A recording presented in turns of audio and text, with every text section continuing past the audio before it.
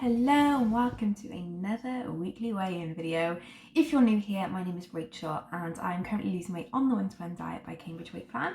I do these videos every single week, updating you on my losses, any kind of tidbits of advice that I may have. You're free to take them or leave them, and just kind of taking you along on my journey to my goal of losing 10 stone. So this week was a very predictable week for me. I have very predictable weight losses. I tend to have a larger weight loss, then 2 weeks of a lower loss, and then a larger weight loss again. And this was a lower weight loss week. I lost 2.5 pounds. I mean, it's not too shabby. And that takes me to 5 stone, 5.5 pounds lost within 20 weeks. I mean, I will take that. So hopefully next week will be one of my larger losses. And then it means I'm at 1.5 pounds away from 5.5 stone lost. And I am also 2 pounds away from being in the 13. So this is super exciting for me. I'm really buzzing. It's all set to be a good week. Eurovision is on the weekend as well, so could my week get any better? But yes, having a good week. I've had a good week this week. I did have my COVID jab, which did give me a really sore arm for a day and made me a bit hungrier than normal. Not for very long, just for like a day, nothing that some golden veg couldn't sort out. But it did mean that I found it a bit tricky doing Jamie and Poppy's roast on Sunday. It just smelled insane. Definitely outdid myself on the roast front. And I wanted to sink my face into it. It just, oh God, it smells so good. But what I did was I had my golden vegetable water whilst they were eating their roast. I didn't have my product because I do find sometimes, and I know some people say like eat with your family, have your product with your family, but for me that's never really worked because I find that I just sit comparing my product to their absolutely outstanding roast dinner. And normally I would have my product and feel really satiated and really enjoy it, and I'd be like, oh, it's really nice, and feel like diet food or anything like that. But if I suddenly have that in the context of they're having something that I really want, then my product suddenly is a bit naff. So what I do say, or I advise, is if you are sat with people that are eating something that you literally could just slather all over your face and inhale, which was how I felt about that roast dinner, maybe don't have your product then, wait till after. So I waited until literally I cleaned up, I sprayed air freshener so the smell of roast potatoes had gone, then I had my product, and then I really enjoyed it, and I was really proud of myself because I put tools in place to get me through that without like just feeling like crap or like just like it being really hard. I just kind of got through it and I felt much more in control for it. So yeah, that was a good moment this week. I felt like I kind of implemented some of the tools that I've been learning along this journey, you know, which is what it's all about. It's not just about products and losing weight, it's about what we pick up along the way and learn along the way to help us longer term and as we move up the steps. So yeah, I was quite proud of myself for that.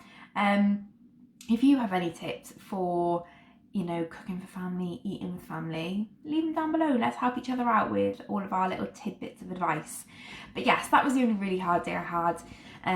Lost 2.5, which is very normal for me in my pattern. Like I said, my body is very consistent with its weight losses. I typically as well find the weeks I have lower weight losses, I feel it more in my body. I've talked about inch loss versus weight loss before, so this is pretty standard. So this week I definitely have felt it. I felt it in my hips. Like, I've been doing yoga again. I know I've been mentioning it on my stories, and I tried yoga when I was like 18.5 stone, and it was really sad because yoga was always a really, like, it was a me thing. I really enjoyed doing it. Anyone that knew me knew that when I was poorly, I did it all the time. So when I then went to do it again and I literally couldn't bend over my stomach, it was like quite depressing, to be honest. Whereas now, like I'm falling back in love with it. My body can do more, and just seeing how much my body's been able to change, like physically, in such a short space of time, and what I can now do with my body that I couldn't do before, it's really motivating. And like those kind of things really spur you on. And what I've done this week, and it's weird because I found myself doing it this week, and I've had a lot of questions this week about it, and I know that I had a lot of messages off the back of mine and Gem's live. Thank you everyone that came and watched and engaged and asked questions. And if you didn't catch it, it is over on Gemma's page, so make sure to go and check it out. We talk about so much. The hour literally flew by. But one thing that a lot of people messaged me about after the fact was about their whys and coming up with their why, because I think for me, one of the biggest things on this plan is having a really strong why. But whys change, and you have to kind of readdress your whys and readdress why you're doing plan, because you may achieve the why that you originally set out to have. And I always go off the 5 why principle, which I've touched on I think in my week 5 video, but just to kind of go over it again if you haven't seen that. The idea is that we ask ourselves why until we can't ask ourselves why anymore, and that is the real reason for something. So if you were, for example, saying like, I want to lose weight so I can fit into a smaller dress, well, that's quite like a vague and like, it's not a very strong why to want to fit in a smaller dress size. But so why do you want to fit in the smaller dress size? Well, I want to be in the smaller dress size so that I feel more confident when I go out. Okay, well, why do you want to feel more confident when you go out? Because at the minute I'm not going out and I'm not doing things with my friends because of my body. So I want to be in a smaller dress size so that I have that confidence to go out and do that. Well, why do you want to do that? Well, because I don't feel like I'm really being able to engage with my friends and my friendship group at the size that I'm at the moment. So I feel like I'm missing out on doing things and making memories with them because of my weight. And so there is that's a much stronger why, because you feel like you're missing out on memories and engaging with your friends and seeing your friends, versus I want to be in a size 14 dress. So yeah, I was basically just reviewing my whys to see are they still fit for purpose, do I have any new whys, and since doing yoga again, I've definitely found that one of my big whys is because I want to feel like my body is healthy. I want to feel like my body can do things, silly things like Poppy's on the move now, and I want to feel like if she was to run off somewhere, like when we were out, I could run after her and I would be able to look after her. And yeah, so like a big, like Poppy's obviously a massive why for me. But I definitely, now that I've been doing yoga again and I can feel the differences in my body compared to where I was at the beginning, it's reinforced to me how much I want to have a strong, healthy body. I don't want to be unfit and I don't want to be struggling, because just comparing, 18 weeks ago on how my body felt versus how it feels now, I almost feel like I've been given a new body, and I really don't want to take that for granted. And if I feel that amazing and I'm only really halfway to go, like I can't even imagine how I'm going to feel when I get to goal.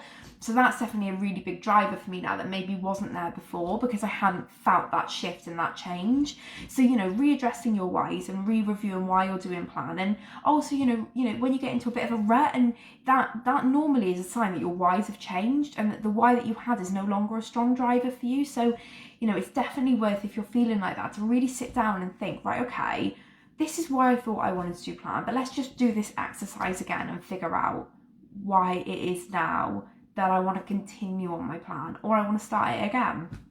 So yeah, definitely an exercise that's worth doing if you feel like you're in a bit of a rut, you feel like you've not got your mojo, your motivation's kind of wearing thin.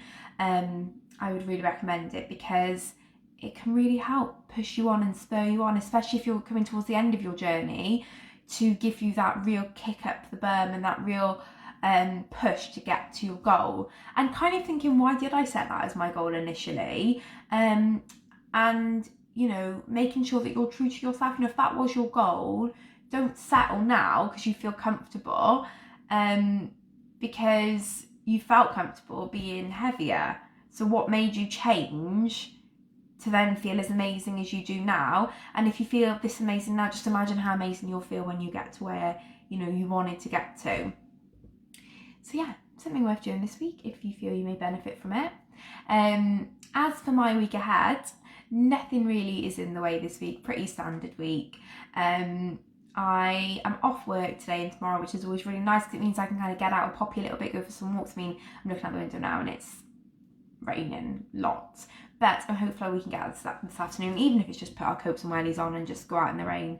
I just like getting out of the house now, which is something that me of 20 weeks ago would never have said. I'd been quite happy to stay in the house for weeks on end, but now I'm like, yeah, no, I want to get outside.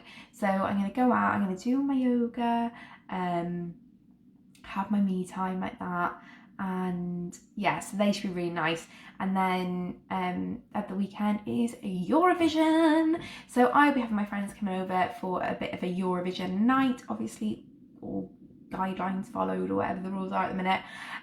But yeah, I have said to them, you can have whatever you want for food, have a takeaway, do whatever you want. I will be making a bit of like a platter, like a little bit of a snack platter for me, so I will upload that on my stories. It will be completely within plan, and I will have that whilst they have whatever they want for their tea. As I've said before, it doesn't bother me, it shouldn't bother them. It is what it is. All I'm interested in is a night of European music, seeing the UK probably not do too great, but yeah, I love Eurovision, and there's no reason why you can't enjoy these things whilst on plan. You do not need to be stuffing your face to enjoy a little bit of European music. But yes, I hope everyone has a good week, whatever you're up to. Let me know, like I say, your tips for cooking or eating with family. Let me know your whys. If you rediscovered your why this week, let me know down below. And also let me know if you'll be watching Eurovision, if you've heard any of the songs yet, and who you're rooting for. I do think Iceland are going to win, but I really like Ireland's song as well. They pulled it out of the bag this year. So yes, I hope everyone has a good week, and I will check in with you throughout the week.